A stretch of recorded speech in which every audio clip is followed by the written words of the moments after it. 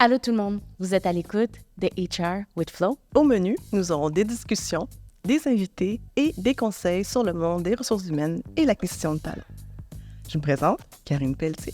Charline Florestal. Bonne écoute!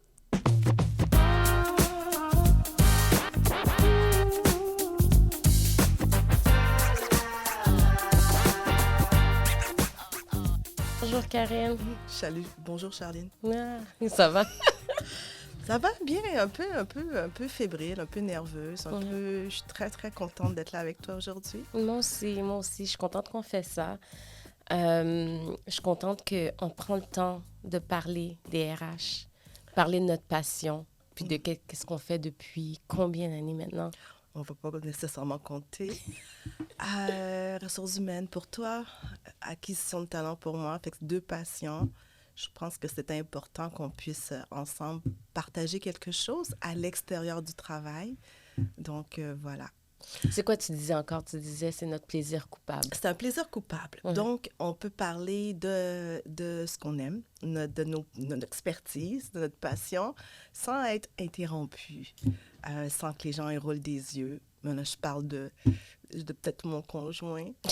Je pense que, tu sais, quand on parle on est tellement passionné, excité par ce qu'on fait, ben, tu sais, des fois, on déborde, on extrapole ou, tu sais, les conversations deviennent toujours un peu passionnées, en tout cas pour moi. Alors voilà. Charline, je pense que ce serait intéressant qu'on puisse se présenter, que nos auditeurs puissent un petit peu connaître qui nous sommes et pourquoi l'idée du podcast est venue et pourquoi on le fait. Bon, j'ai commencé, puisque tu m'as lancé la question. J'ai commencé.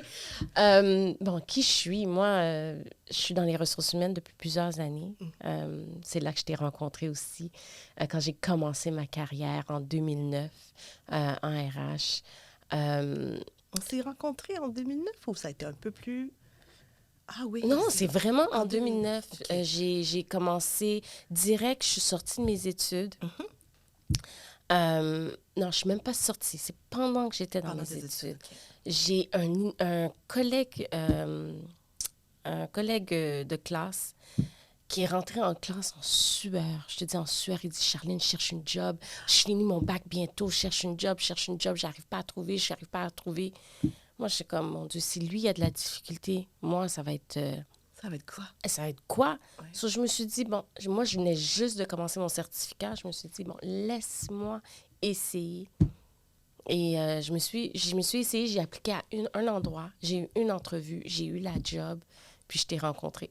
Ah! Ouais, c'est comme ça que ça a commencé. Et puis, oui, on s'est rencontrés probablement en 2009, mais qu'est-ce qui t'a amené? Pourquoi les ressources humaines?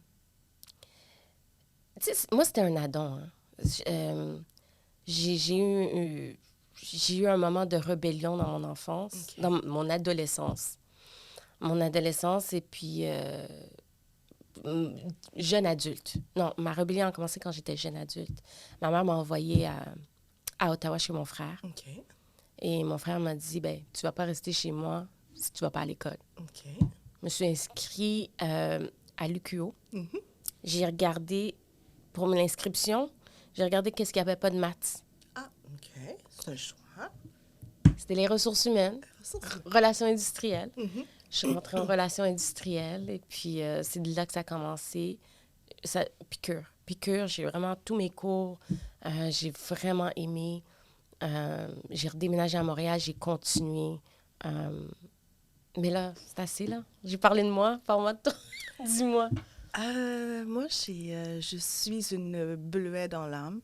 J'ai grandi au Lac-Saint-Jean. Et j'ai toujours été...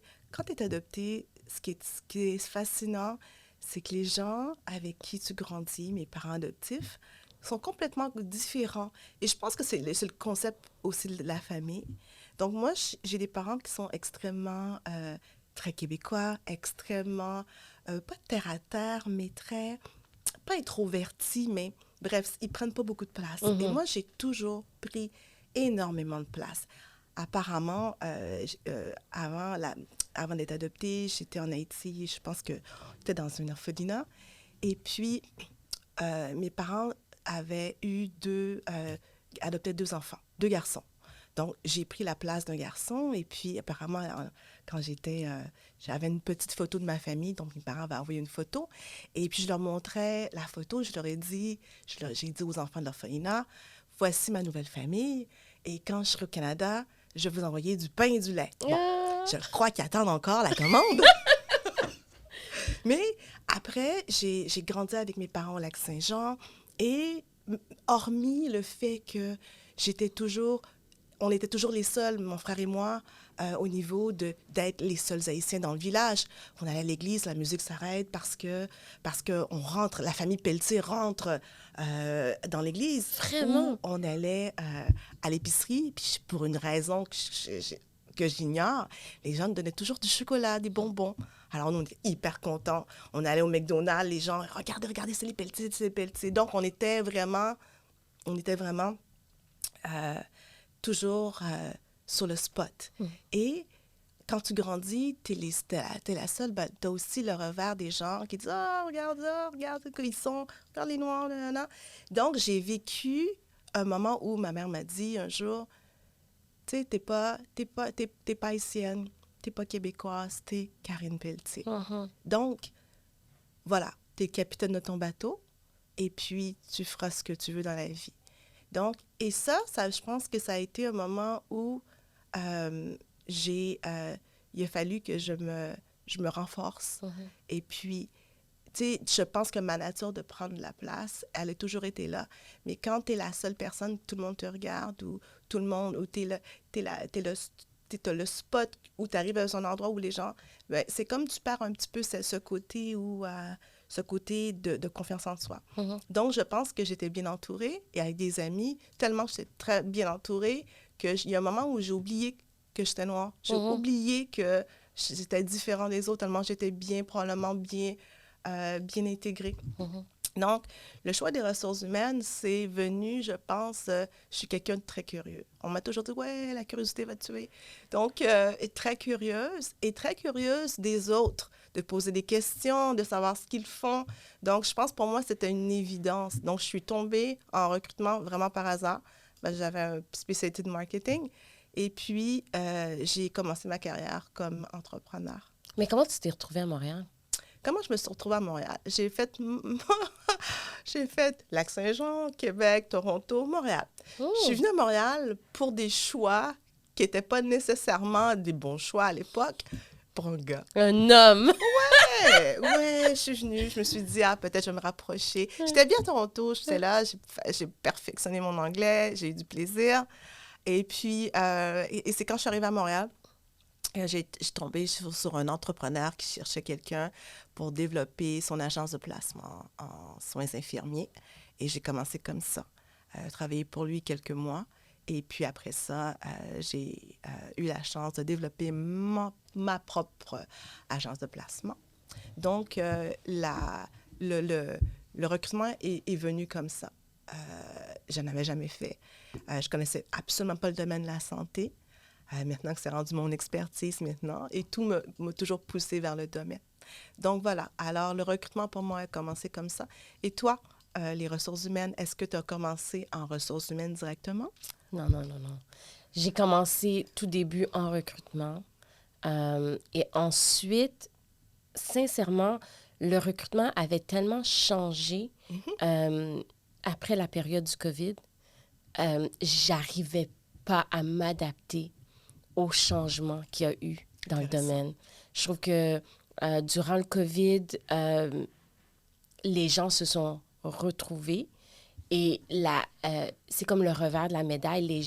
Avant, c'était le recruteur qui contrôlait les entrevues, qui contrôlait qu'est-ce qui se passe et tout.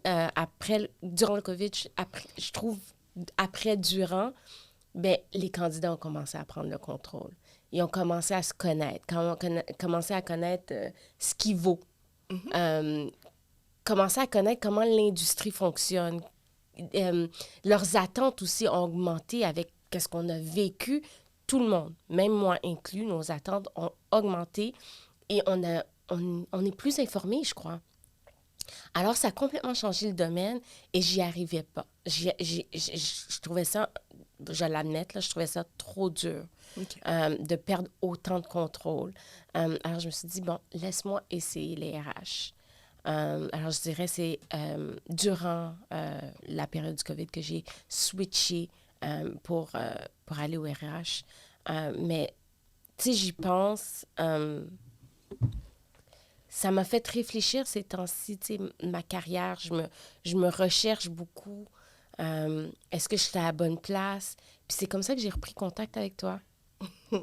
Oui, mais J'ai repris contact avec toi parce que je me demandais, tu sais, est-ce que j'ai fait le bon choix? Est-ce que j'aime ça? Est-ce que je suis passionnée? Laisse-moi parler à la personne qui m'a inspirée au début de ma carrière. Et puis, tu as parlé de, tu sais, que tu as grandi en te sentant le capitaine, en étant le capitaine du bateau. Puis, je sais pas si tu te souviens, mais quand on était au bureau, je t'ai donné un nom. ah, on avait un surnom. Alors, on avait un surnom, mais c'est toi qui l'avais trouvé. Je trouve ça merveilleux. Mhm. Et puis, c'est exactement le surnom que tu m'as donné quand on s'est revus au restaurant. Mhm. Alors, je te laisse l'honneur. T'étais le grand chef. Le grand chef. Puis là, après, toi, t'es comme grand chef. Là, tu m'as appelé petit chef. Oui. Parce que je me souviens quand je suis rentrée dans le bureau, Mm. tu m'as vue. Et la frustration. C'était-tu une frustration? C'était pas une frustration. Parce que c'est comme je t'expliquais, j'ai toujours eu le spotlight. Toujours. Donc, moi, arriver à un endroit, être la seule, c'est là que je me sens bien. À la limite, quand j'arrive dans un endroit où il y a beaucoup trop de gens qui me ressemblent, je suis pas bien parce que, bon, j'ai plus l'attention. Alors, et c'était pas, je pense que c'était pas nécessairement ça parce que j'avais déjà une autre collègue haïtienne qu'on est encore amies on travaille ensemble et elle était déjà là. C'est qu'on se ressemblait, je pense, au niveau de l'énergie. Ouais. On avait l'énergie, on avait la version 10 ans, on a 10 ans de différence, Charline, je pense. Donc, tu avais la même énergie que moi. La même énergie et les mêmes passions dans le vêtement, les chaussures, arriver chaque jour au bureau, c'est une parade de mode. C'est ça. Donc, tu arrives, moi, je suis là, j'ai pris la place et tu arrives. Il faut que tu partages. Mais on n'avait pas, c'était pas une, comment on appelle ça? Une rivalité entre deux femmes. C'était une rivalité, c'est peut-être plus un combat de coq. Ouais. C'était un combat de coq, mais il n'y avait pas de manque de respect. Il n'y avait pas de jalousie. C'était juste un combat de coq. Ouais. Donc, c'est pour ça qu'on s'est jaugé. Mhm. Puis là, toi, tu t'es dit, mais c'est qui elle avec son accent? Elle arrive comme ça, elle prend toute la place. Tu comprenais pas mon profil? Non, je comprenais pas du tout. Je sais c'est qui cette fille-là. En plus, quand on parlait fashion, là, t'étais... Tu sais, moi, j'étais très fashionable, mais je n'étais pas rendue comme encore là parce que tu avais 10 ans d'expérience de plus dans la vie que moi. Alors, tu pouvais te permettre beaucoup plus que moi. Mais quand même, quand je t'ai vue, j'ai dit, bon, faut que je fasse cette personne-là. Je l'ai tout de suite vue, qu'il fallait que je te fasse, pas nécessairement mon ami, mais mon allié. L'allié, ouais. Mon allié, parce que je venais juste de commencer mon certificat en ressources humaines. J'avais pas toutes les connaissances et je voyais, toi, juste en te voyant, on sent l'expérience, on sent la connaissance. On était dans des cubicules dans ce temps-là. Je t'écoutais parler dans tes entrevues. J'étais comme, mon Dieu, il faut que je commence à parler comme elle. Peut-être pas avec l'accent, mais... T'avais jamais été capable. Mais il faut que je commence à parler comme elle. Puis j'ai trouvé ça comme... inspirant. C'est pour ça que je t'ai appelé grand chef. Parce que c'était ma manière de te dire, je veux que tu me mentores. Je veux que tu sois cette influence dans ma carrière. Mais, tu sais, des fois, tu travailles avec les gens, on rencontre énormément de gens, on parle avec les... Et des fois, tu ne te rends pas compte de l'impact que tu fais. Donc, c'est que tu me fais réaliser, je pense, c'est quelques années après où moi, j'avais même quitté le Canada, je suis partie vivre avec mon futur mari de l'époque. Ben, c'est encore le mien. C'est encore... Encore là. Oui, t'es encore là. Ça va très bien d'ailleurs. Donc, et c'est après où, à un moment donné, tu m'as envoyé un message, tu vas me dire, Karine, je pense que tu étais en entrevue où quelqu'un t'avait posé une question, t'avais dit les personnes qui ont eu une grande influence dans ta vie, et tu m'as dit, mais tu m'as envoyé un message gentil pour dire que j'avais été une de tes grandes influences. Et c'est là que j'ai pris en compte que l'impact que j'avais fait. Mais des fois, tu t'en rends pas compte. Mais je pense aussi, Charlène, toi, tu m'as permis d'aller chercher cette... tu sais, des fois, moi, je n'étais pas habituée. Je viens d'un environnement complètement... je suis une bleuette, je te l'ai dit, je suis de Lac-Saint-Jean. Donc, la relation avec les femmes et la relation avec des gens qui sont de ta nationalité, moi, cette interaction, je ne la connaissais pas. Mhm. Alors, c'était pour moi une curiosité, mais c'était aussi de savoir comment jauger. Mhm. Donc, ça m'a permis, je pense, m'a permis de pouvoir un peu connaître ça. Puis après, ben, on fait toutes les erreurs de jeunes femmes un peu stupides des fois, où tu jauges une situation. Donc, tu sais de quoi je parle, l'anecdote de ce dont je parle. Alors, voilà. Donc, heureuse de t'avoir rencontré à l'époque. Puis, juste pour clore ça, c'est qu'au niveau du poste que j'occupais à l'époque, j'ai commencé ma carrière comme entrepreneur. Mhm. Et après, j'ai joint l'entreprise, l'agence. Et puis, j'arrivais avec probablement une mentalité différente d'entrepreneur en recrutement. Donc, pour moi, le recrutement, ça a toujours été une passion. Parce que là encore, reste que je suis quelqu'un d'hyper curieuse. Et puis d'apprendre avec les industries, d'apprendre avec les candidats de se mettre à nu avec leur expérience de vie. Donc voilà, pour ça que le recrutement, pour moi, c'est une passion parce que ça fait partie d'un des meilleurs métiers, je pense, un des plus beaux métiers. Mhm. Ah, c'est un beau métier. Mais, tu sais, je voulais vraiment rentrer dans le cœur du sujet parce que moi, je trouve qu'on a un peu... Tu sais, je viens pas du Lac-Saint-Jean, mais je viens du West Island. J'ai grandi à Sainte-Geneviève. J'avais eu cette expérience d'être la seule, euh, mais je voulais plus être la seule. Je me souviens quand je suis rentrée au secondaire, j'ai vu plusieurs Noirs pour la première fois, puis j'ai voulu m'intégrer. J'ai voulu changer mon accent, j'ai voulu tout pour m'intégrer dans ce cocon-là. Et quand moi, je suis rentrée dans l'agence avec toi, je t'ai vu, je voulais ce, je, je voulais pas cette rivalité, mais on l'a eu. On Oui. l'a eu, on l'a vécu. Puis je veux vraiment rentrer dans le sujet de qu'est-ce que tu penses de ce... Est-ce que ça existe encore, cette rivalité entre femmes noires, dans une... Pas nécessairement juste entre femmes, non, mais entre femmes principalement.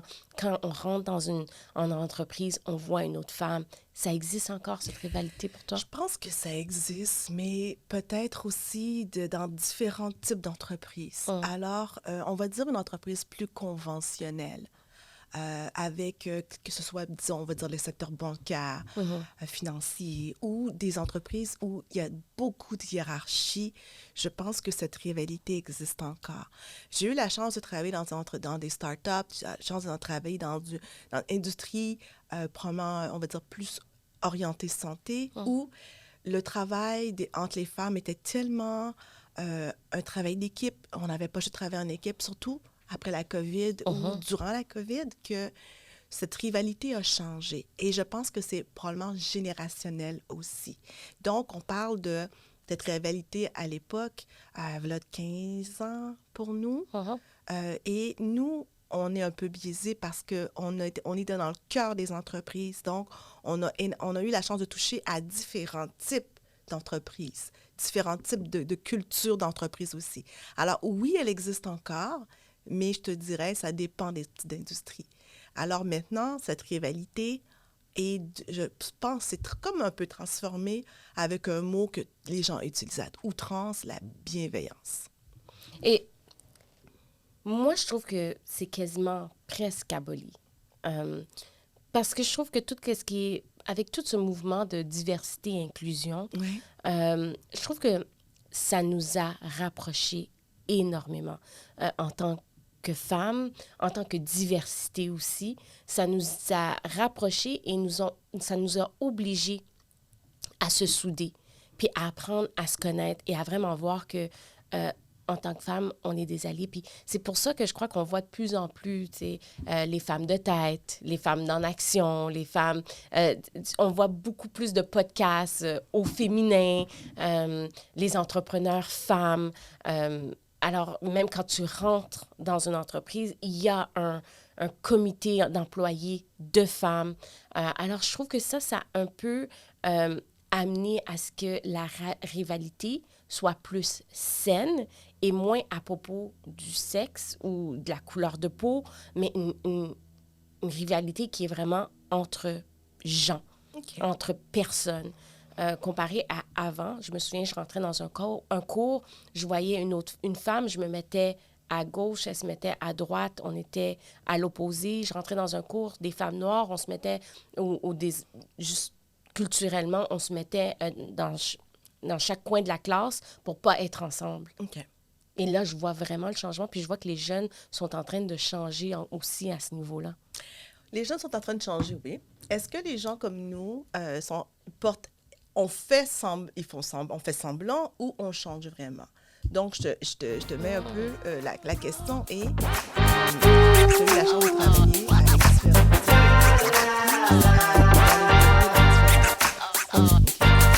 cette rivalité de toute manière qu'on ne peut pas effacer avec l'Ontario et le Québec. Donc, dans les types de gestion, dans les types de rôles que tu as, est-ce que tu sens cette rivalité entre, que ce soit femme, on reste encore femme, mais avec ton bureau chef qui est à Toronto, donc versus tu es au Québec, et on parle dans la rivalité, on parle aussi de cette promotion, de pouvoir prétendre à un poste ou une promotion parce que nos résultats et nos efforts sont là, versus une autre personne qui est assise dans un autre bureau, dans une autre province, parce que le bureau chef est dans l'autre province, même type de travail, pas nécessairement les mêmes performances, pas nécessairement le même atteindre des objectifs. Donc, on a une rivalité, mais là, c'est transposé parce que c'est quelque chose de culturel, versus le Québec versus d'autres provinces aussi. Oui. Tu as tout à fait raison sur ça, comme je l'ai vécu. Et je continue à le vivre. Quand on regarde l'Ontario qui essaye de gérer une compagnie québécoise, ils arrivent toujours à un point. Ils attendent toujours d'arriver à un point où ils y arrivent plus. Ils comprennent pas la culture, ils comprennent pas qu'on est différent. Et là, quand ils amènent, ils disent, OK, on va trouver quelqu'un au Québec pour gérer l'équipe du Québec, ils comprennent pas comment... Mais it was so easy for you. Comment ça, c'était tellement facile pour toi d'y arriver? Et ça crée une rivalité. C'est ça. Ça crée une rivalité parce que ils réalisent pas que je suis dans la culture, je comprends ma culture québécoise, je comprends qu'est-ce qu'on veut, je comprends à quel point le français est important au Québec. Ce que des fois, par maladresse, je dirais, eux autres ne le comprennent pas. Et ils le négligent. Mais c'est pas parce qu'ils veulent, c'est pas parce qu'ils croient pas que c'est important plus que ça, c'est qu'ils ne le comprennent pas. Puis, tu sais, il y a forcément des entreprises qui disent, oui, tu sais, on a installé Google Translate sur notre site web et puis tout est... Oui, on comprend qu'il faut que ce soit français. Mais ça, c'est un autre sujet. Mais il m'est arrivé une anecdote comme ça. Une anecdote, c'est une expérience qui n'était pas nécessairement agréable. Donc, j'avais appliqué sur un poste de direction. Moi, je suis basée à Montréal. L'entreprise est à Toronto. Et j'ai une collègue, on a le profil un peu similaire. Elle a appliqué sur le poste aussi. On passe des entrevues, c'est en mois de décembre, on passe des entrevues. L'entrevue était quand même assez exigeante devant une directrice et puis 2 directrices. Donc, j'explique un peu mon ascension dans l'entreprise, pourquoi ma volonté d'appliquer sur ce rôle et pourquoi aussi... avec les stakeholders, pourquoi je suis la personne parfaite pour ce rôle? Parce qu'il y a eu une fusion, beaucoup d'acquisitions. Donc, mon entrevue dure 45 minutes. Et moi, je pense que je me suis pas mal bien débrouillée parce que, tu sais, en faisant des entrevues tous les jours, tu le sais en tant que recruteur, comment t'ajuster avec ton interlocuteur, tu vois, si t'es hors sujet. Donc, tu es capable d'un peu de sentir les personnes, même si ça se passe par Teams ou par téléphone. La collègue qui a aussi appliqué sur le même rôle passe entrevue. Et elle me se confie, elle m'a dit qu'Karine, l'entrevue était tellement mauvaise. Elle dit, je n'étais pas capable de rien sortir. Elle était basée à Toronto. Et puis, je me suis dit, ah bon, peut-être que j'ai une chance, tu sais. Mhm. Donc, j'ai pas eu l'emploi. Fine, parfait. Et parce que j'étais pas assise dans un bureau, probablement à Toronto. Question culturelle aussi, peut-être que, tu sais, on est, les femmes au Québec, des fois, ou même pas au Québec, dans le reste du Canada versus les autres provinces, on est beaucoup probablement on va dire plus loud. On va dire on est capable d'émettre une opinion, on est capable d'avoir des faits. Et puis, on a probablement pas plus d'énergie, mais notre mentalité latine, Je dirais c'est transparent. On est plus on est transparent. plus transparent. Ouais. Notre mentalité latine est probablement plus, on va dire, prend plus de force, plus d'ascendance sur la mentalité anglo-saxonne, c'est différent. Donc, on a la chance d'avoir ces deux cultures. Donc, voilà. Alors, j'ai pas eu le poste. Une grande frustration que je m'en suis remis. Tu sais, on a toujours, quand on n'a pas quelque chose, ben, il y a toujours une raison pour. Mais il y avait, franchement, cette rivalité. Et malheureusement, ma collègue a perdu son emploi 1 ou 2 ans après parce qu'elle n'était pas en mesure de faire le poste. Et je trouvais ça malheureux pour elle. On est encore en contact, on s'écrit de fois de temps en temps. Malheureux parce que ce qu'elle a dû vivre. Alors, oui, à l'époque, il y avait cette rivalité, mais je l'ai pris d'une manière où je me suis dit, il y a toujours une bonne raison pour chaque événement que nous, on vit. Donc, Elle a dû gérer l'équipe au Québec? elle a dû gérer l'équipe, oui, l'équipe au Québec, Mhm. plus la sienne là-bas. Mhm. Et puis, les objectifs, je pense qu'il avait vu malheureusement que l'environnement changeait énormément. La business changeait beaucoup aussi. Donc, il a fallu qu'elle s'adapte, puis c'était difficile pour elle. Donc, je pense qu'elle avait des bons, comme on dit ça, des bonnes forces, des bonnes idées, mais je pense on voulait qu'elle avance plus vite et plus rapidement que ce qu'elle pouvait donner. Alors, c'est ça. Est-ce que... On appelle ça un setup to fail. I know that very well. Ouais. Mais est-ce qu'elle a dû... est-ce qu'après, tu sais, est-ce qu'ils ont recruté quelqu'un au Québec pour gérer l'équipe du Non, Québec? ils ont joint ce poste-là, ils l'ont un peu mis on appelle ça en attente, pour pas utiliser l'anglicisme. Et puis après, avec le COVID, donc tout s'est réorganisé avec le COVID. On a pris une directrice, puis on lui a redonné le Québec, qui était déjà installée ici au Québec. Et puis qui a eu beaucoup plus d'impact et beaucoup plus de projets, dont le COVID a géré aussi. Alors voilà, donc oui, il y a cette rivalité. Des fois, c'est voulu, des fois, c'est involontaire, dépendamment d'une situation géographique. Mais moi, je pense que c'est générationnel. Pour l'expérience que j'ai eue dans un autre type d'entreprise, les gens sont beaucoup plus soudés, les femmes sont plus soudées. Et comme tu as dit, maintenant, avec cette diversité, cette inclusion, les femmes ont appris à se souder. Les femmes ont appris que, puis finalement, quand on est ensemble, on est une équipe, ça fonctionne beaucoup mieux et c'est beaucoup plus sain comme environnement. Oui, oui. Je trouve que étant dans un domaine, où est-ce que en majorité on est des femmes, je trouve vraiment qu'on n'a pas eu le choix de se souder. On n'a pas eu le choix d'apprendre à grandir ensemble. Ce que je crois que dans mon début de carrière, je le voyais pas vraiment. Je le voyais pas vraiment. Je dois dire que quand j'avais une boss qui était une femme, j'avais peur de ma vie. Parce que je sentais qu'elle allait me détruire. Je sentais qu'elle allait pas vouloir mon avancement. Mais on a eu la chance qu'on a travaillé ensemble. On avait une directrice que je trouve formidable aussi, qu'on garde contact avec jusqu'à aujourd'hui. Et je crois que c'est là que j'ai commencé à voir que c'est possible d'avoir une gestionnaire qui est une femme et qui va vouloir te voir grandir aussi, qui va vouloir te voir prendre son poste. Ce que je ne voyais pas trop dans le passé. Je pense qu'on est arrivé dans le bon temps. On est arrivé dans le temps des femmes, les 2 ou 3 femmes lesquelles on pense. C'était des femmes qui étaient solides, des femmes qui ont eu aussi, si tu te souviens bien, leur propre challenge.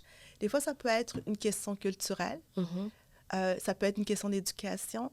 Et elles étaient solides dans leur tête. Elles savaient où est-ce qu'elles voulaient aller. Donc, les deux ont eu des très, très belles carrières.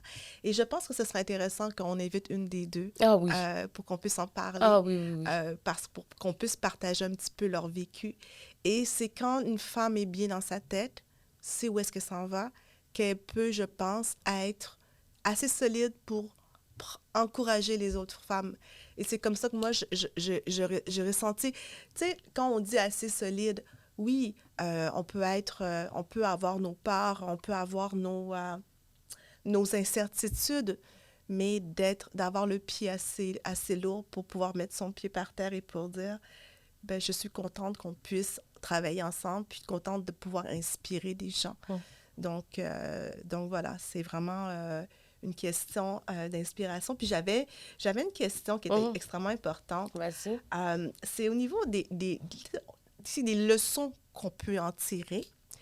Ça, c'était ma première question. Puis la deuxième, c'est est-ce qu'il y a du bon dans la rivalité entre femmes? Sincèrement, il y a du merveilleux, moi, je trouve. Okay. Parce que c'est sûr que j'ai parlé de mon expérience, puis mon expérience avec toi, parce que c'était ma plus grosse rivalité, mon expérience de rivalité que j'ai eue, je trouve qu'il y a du extraordinaire. Parce que quand tu vois celle qui peut prendre ta place, celle qui peut être meilleure que toi potentiellement, puis que tu le veux pas, ben ça te pousse à être meilleur. Okay. Ça te pousse à te challenger encore plus. Alors, ça, c'est ce que j'appelle une rivalité qui est saine. Sans vouloir. Tu avais cette rivalité avec moi, oui, mais tu n'as jamais voulu me détruire. Ouais. Je crois que c'est ça qui a permis que quand j'ai quitté l'entreprise, puis on parlera ça dans les futurs podcasts, mais quand j'ai quitté l'entreprise, c'est pour ça que j'ai pu garder contact avec toi, puis j'ai pu créer une amitié, une belle amitié avec toi, parce que la rivalité était saine. Elle a duré tout le long que j'étais là-bas, mais elle était saine parce que tu n'as jamais trouvé un moment pour me détruire. Alors, je trouve que oui, c'est bon d'avoir qu'une rivalité entre femmes existe. Ça peut nous challenger. Même une rivalité entre collègues, hein, c'est même pas une question de femmes ou rien. Juste entre collègues, ça nous permet d'aller au-delà de qu'est-ce qu'on peut vraiment donner. OK. Et puis, la leçon, parce que qu'est-ce que t'en as tiré comme leçon? Parce que moi, je te raconterai ce que moi, j'en ai tiré comme leçon. Qu'est-ce que tu as tiré de cette leçon de rivalité? Moi, je crois que je suis sortie de là jusqu'à aujourd'hui où est-ce que j'ai envie de mentorer les autres. C'est ça. Ouais. J'ai envie de... sans leur faire voir que je veux être leur mentor ou que je veux être leur ami, tu sais, avec cet esprit « sois meilleur que moi ». Alors, je crée cet esprit de rivalité-là un peu, mais en aspect mentorat. J'ai envie de voir les gens grandir, les gens autour de moi. Je veux les coacher. Je veux qu'ils soient meilleurs. Alors, moi, je crois que c'est cette idée-là de mentorer. Je crois que c'est ça que j'en ai sorti. OK. Parle-moi de toi, là.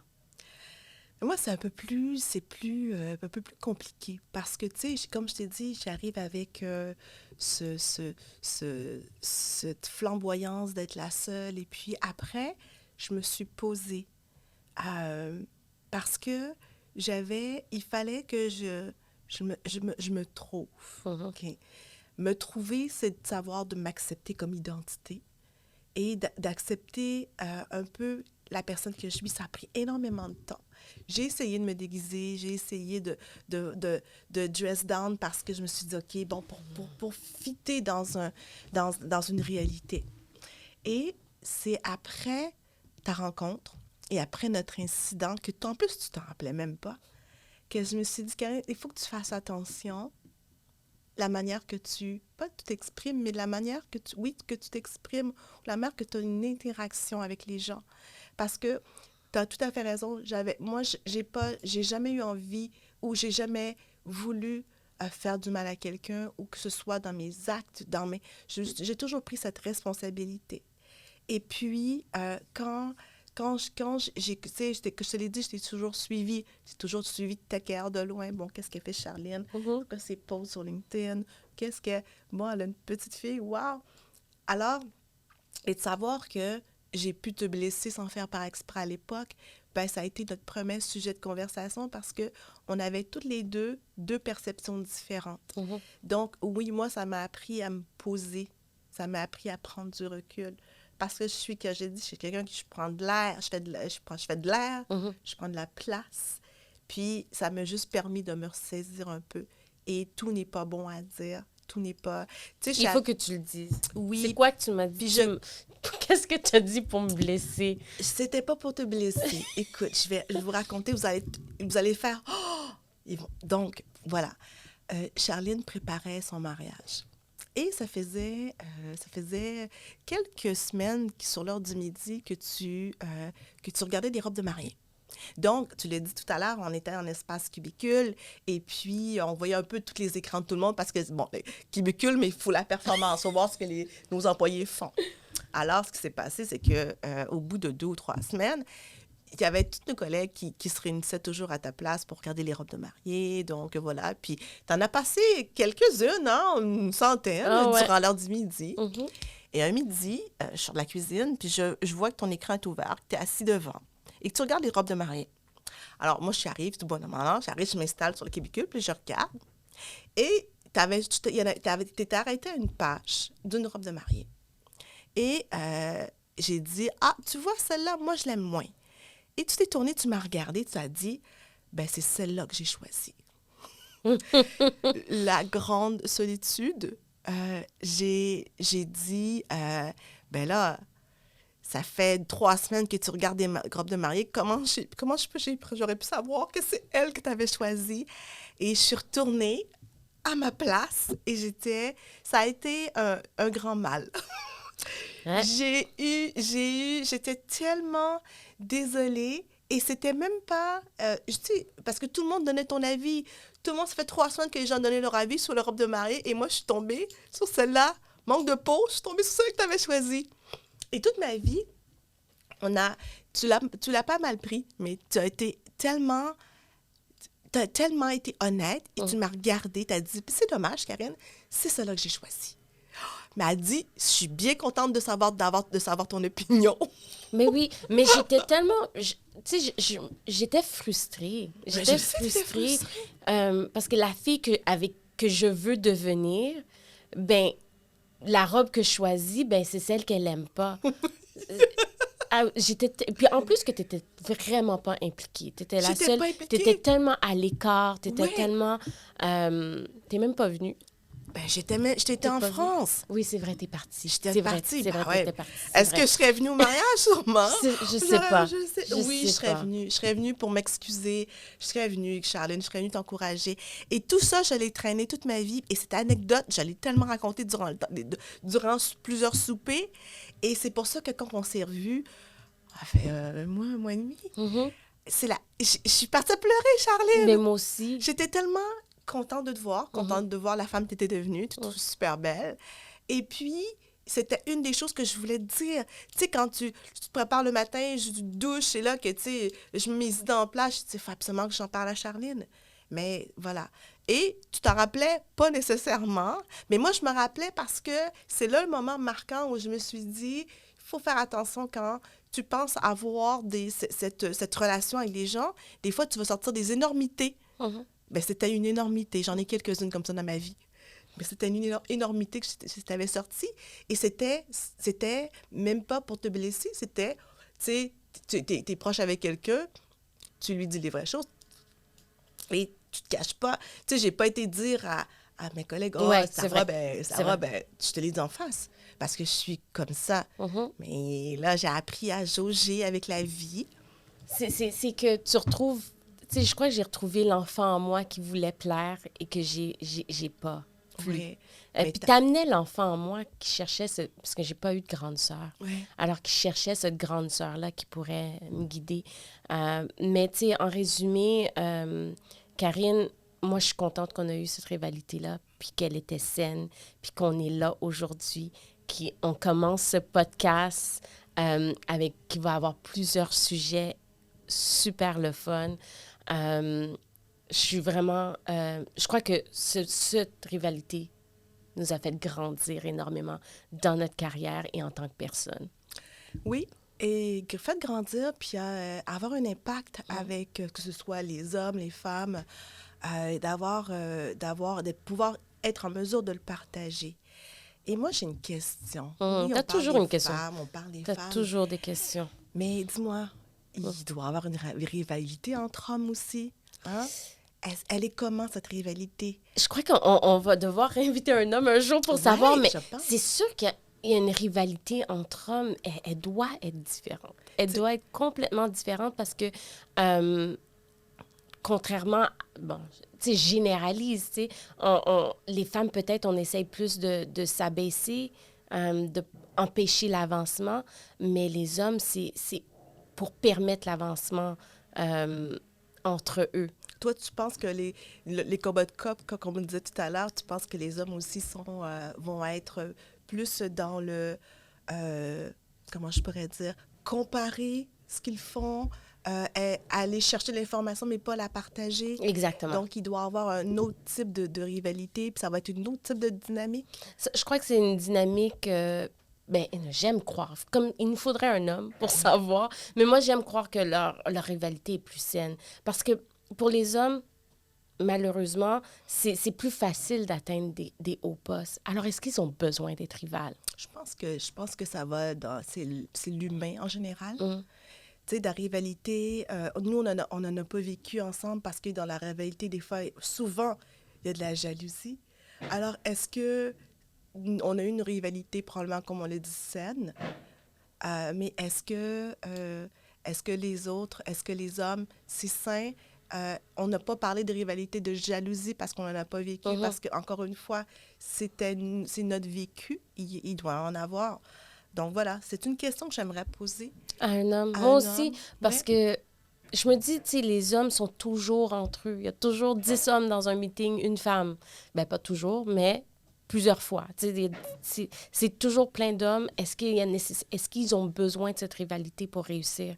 Puisque nous, je crois qu'on a plus besoin de cette rivalité pour être la première femme pour être la première femme noire pour être la première, puisque eux sont souvent les premiers. Alors ça, c'est mon opinion. Donc, on la laisse cette question ouverte et puis en espérant que peut-être que nos auditeurs pourront y répondre. Ben oui, pourra nous donner leurs commentaires. Ça serait intéressant à avoir leurs commentaires sur le sujet de la rivalité entre hommes. Parfait. Je crois qu'on se laisse sur ça. Oui, on va se laisser là-dessus, sur une belle question, une belle réflexion. Puis on se parle la prochaine fois. On se parle une prochaine fois. Merci, Charlie. Merci, Karine.